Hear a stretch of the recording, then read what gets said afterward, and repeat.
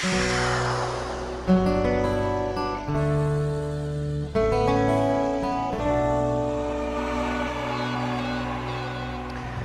Dios les conceda gracia y paz. Bienvenidos a la quinta lección en nuestro estudio sobre la carta a los Romanos.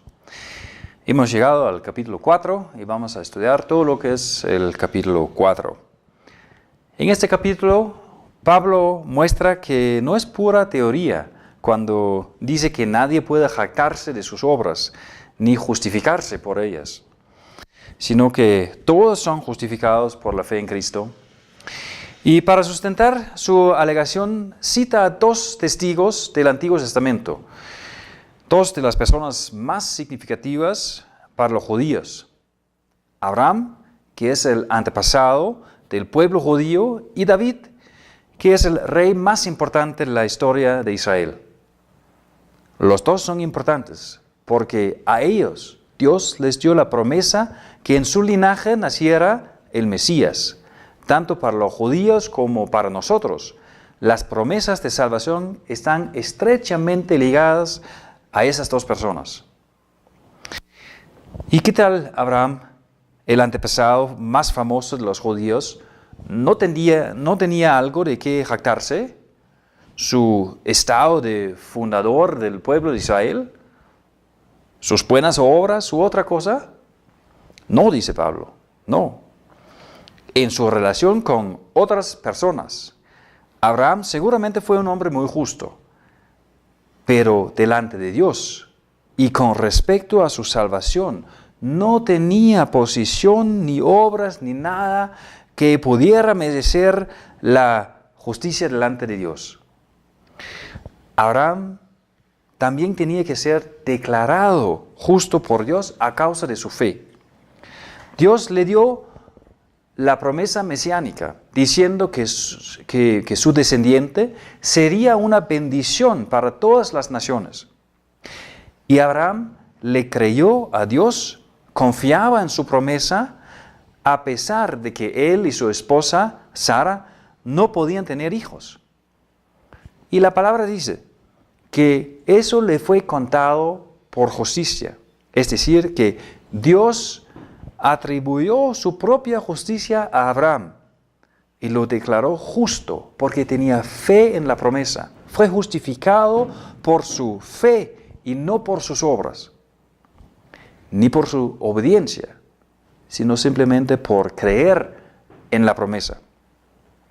Pablo cita de Génesis el versículo que dice: le creyó Abraham a Dios y esto se le tomó en cuenta como justicia. Y tomarse en cuenta como justicia o atribuirle la justicia es una expresión que indica que lo que pasa en la justificación por la fe es que Jesús y yo intercambiamos de lugar. Muchas veces pensamos que al ser perdonados y justificados es equivalente a lo que pasaría si tuviera una deuda inmensa y me llamaran del banco para hablar del asunto. Me muestran las cifras y solo queda admitir que no puedo pagarlo. En toda mi vida jamás ganaría lo suficiente como para pagar mi deuda.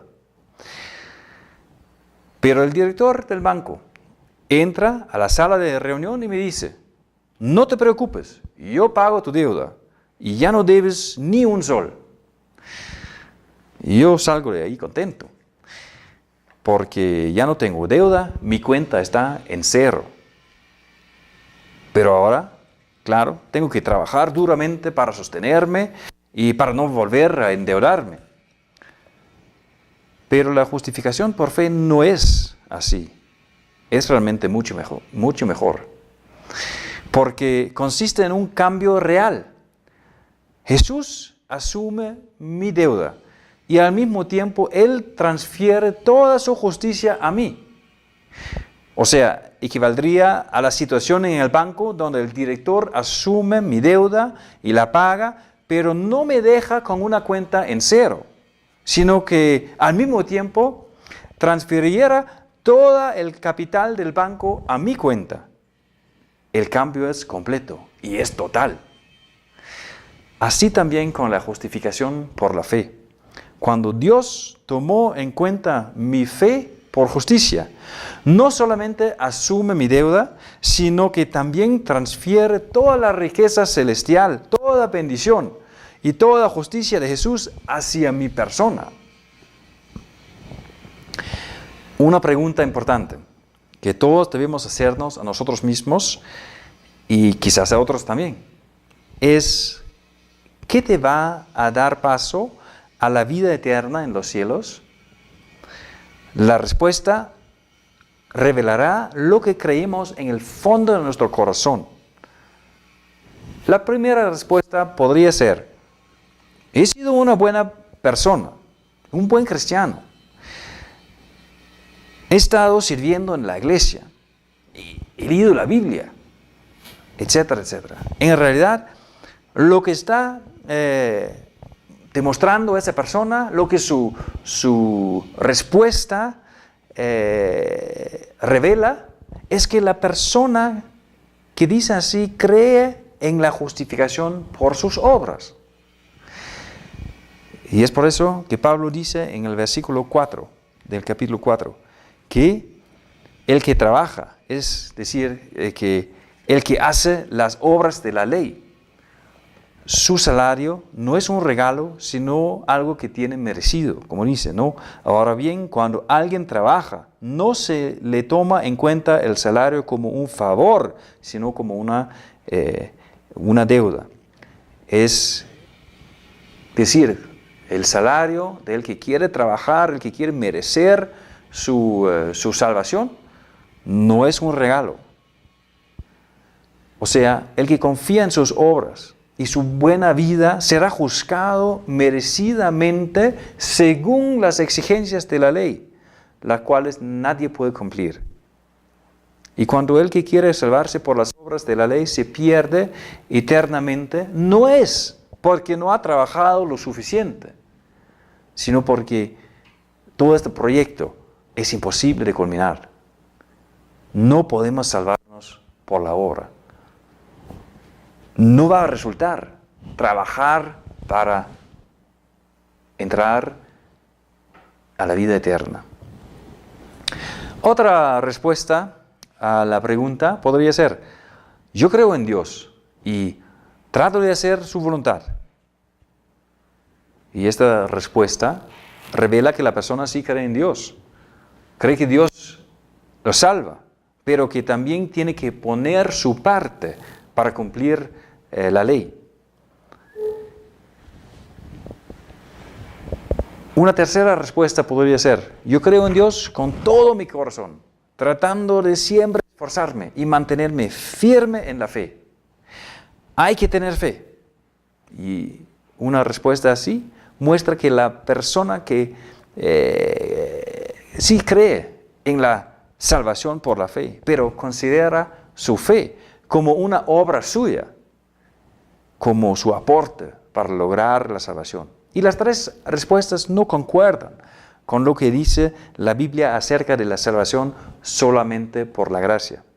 Porque Dios no justifica al que se esfuerza o al que puede demostrar buenas obras, sino que justifica por fe incluso al malvado, al pecador, lo cual significa que el hombre no juega ningún rol en la justificación. Dios es quien justifica y Jesús es quien tiene la justificación perfecta que Dios nos atribuye por medio de la fe en Él. Y la misma fe es una obra de Dios y no de nosotros. Y lo mismo dice David, el otro testigo del Antiguo Testamento. David reconocía su pecado y admitió sus transgresiones. Y consecuentemente reconocía que el hombre no puede salvarse a sí mismo, sino que depende totalmente de la gracia y del perdón de Dios. Después de arrepentirse de su pecado con Betsabé, David escribió el Salmo 32, el que Pablo cita aquí en los versículos 7 y 8. Y en ese salmo David canta acerca de su dicha cuando Dios perdonó sus transgresiones y cuando no tomó en cuenta su pecado, ¿no? Dice, dichosos aquellos a quienes se les perdona las transgresiones y se les cubran los pecados. Dichosos aquel cuyo pecado el Señor no tomará en cuenta. Por la fe en la promesa de Dios, no toma en cuenta el pecado, sino la fe se nos toma en cuenta por justicia. Y esto es realmente el testimonio de David, muchos años antes de que viniera Cristo. David fue un pecador, un malvado. Y justamente el que no tiene obras, el que no tiene nada en sí mismo, nada de qué jactarse, a él lo justifica Dios. Por la fe en la promesa y por la gracia de Dios. El Salmo 32 expresa claramente cómo funciona la justificación por la fe, porque queda claro que Dios no elimina las tentaciones y el pecado de nuestro corazón y de la vida diaria, sino que su justificación consiste en que ya no toma en cuenta nuestro pecado y ya no le atribuye a nosotros la culpa del pecado, sino que por la fe en Jesús atribuye nuestro pecado a Él, quien murió por nuestro pecado. Así que Dios, como a David, declara justo al culpable, que se arrepiente porque Jesús murió justamente por los culpables. Jesús cargó con el pecado, las transgresiones del culpable, para que nosotros no tengamos que hacerlo. Y se entregó a la ira y el juicio de Dios en lugar nuestro. Haciendo esto, nos dio su justicia y nos declaró justos y limpios. Ahí está entonces el intercambio, ¿no? Él recibe nuestro pecado, no se nos toma en cuenta el pecado porque ya es de Jesús. Y por la fe en Jesús, Dios nos toma esa fe en cuenta como justicia, la justicia de Cristo que ahora recibimos nosotros.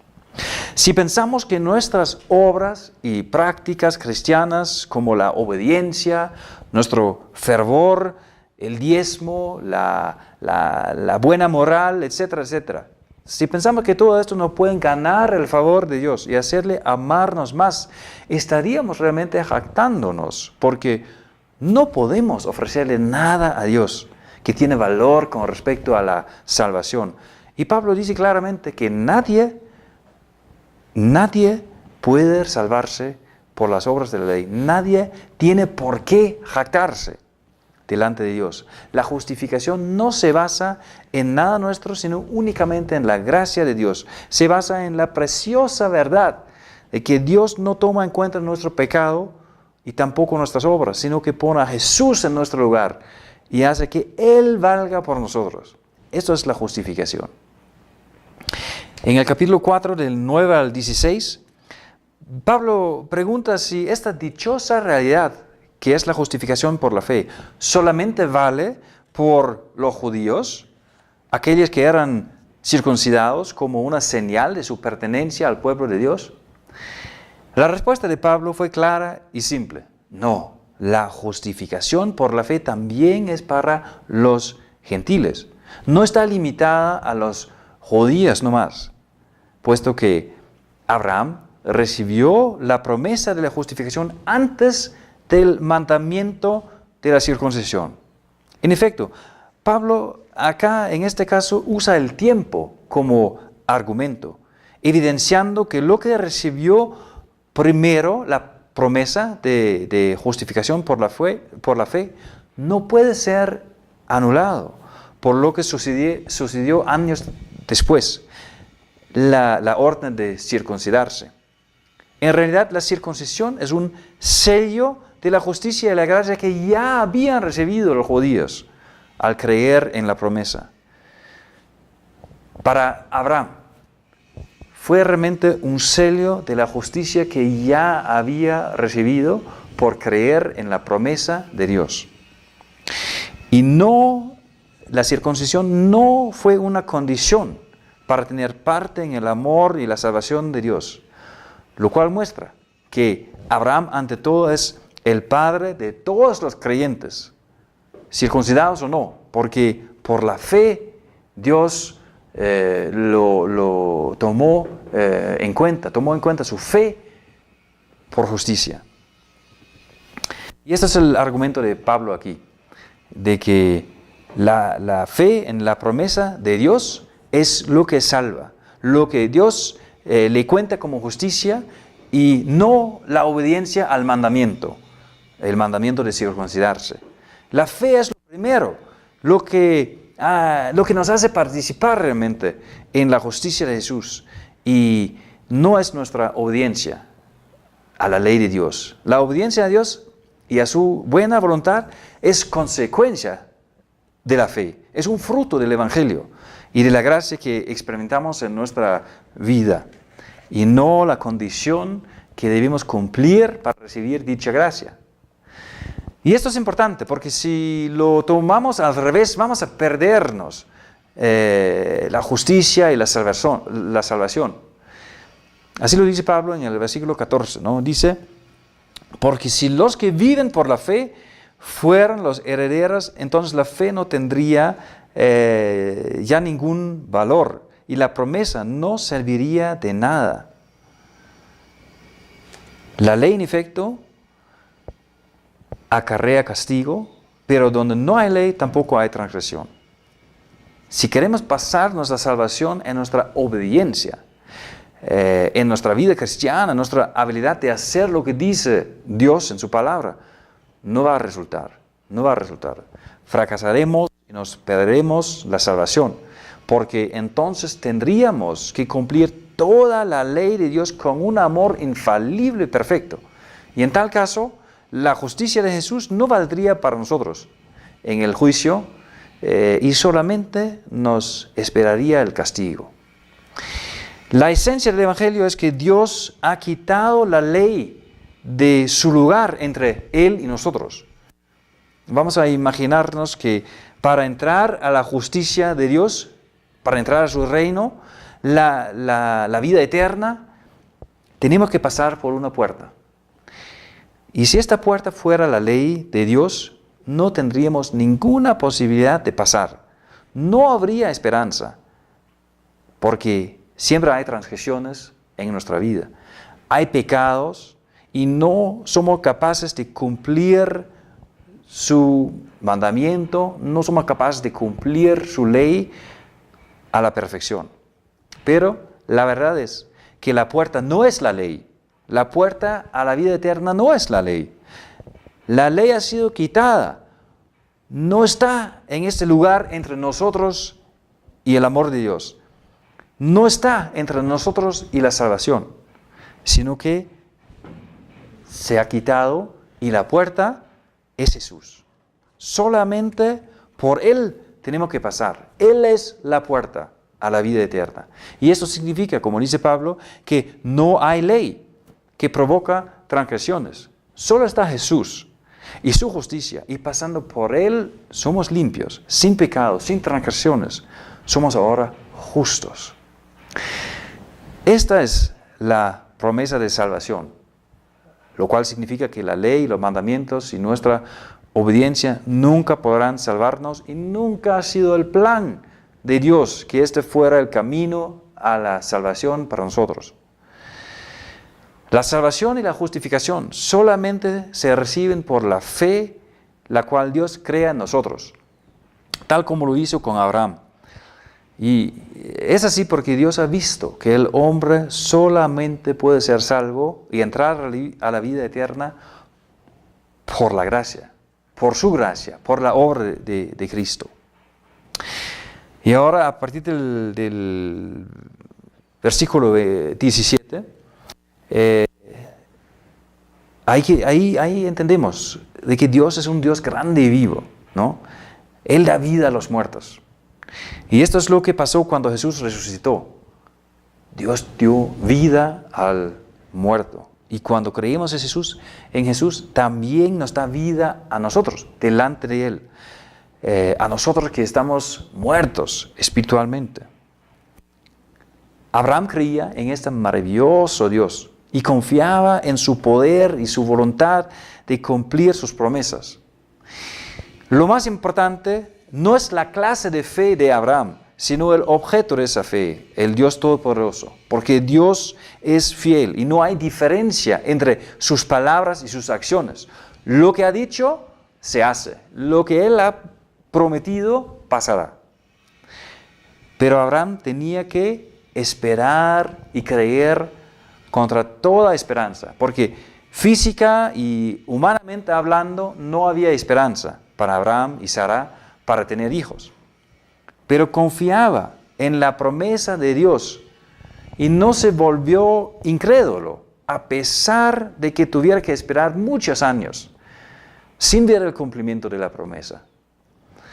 Y esto no significa que Abraham no tuviera dudas, que no tuviera caídas, faltas y errores.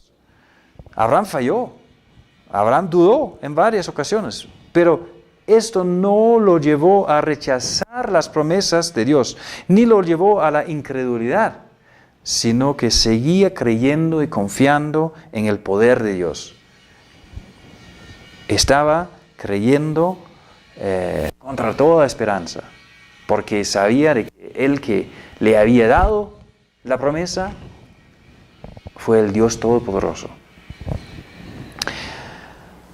Y bueno, Pablo no escribió todo esto sobre Abraham solamente para contar una buena historia, sino para demostrar que nosotros vivimos la misma realidad. Nosotros también recibimos la justicia de Dios por la fe en el cumplimiento de sus promesas. Recibimos justicia porque nuestra fe, nuestra confianza, nuestra esperanza están dirigidas hacia Jesús. La fe de Abraham es un ejemplo para nosotros. Y podemos aprender que no recibimos la fe como un paquete preenvasado, sino que estamos en camino, estamos en un proceso en el que Dios nos quiere fortalecer en la confianza en sus promesas.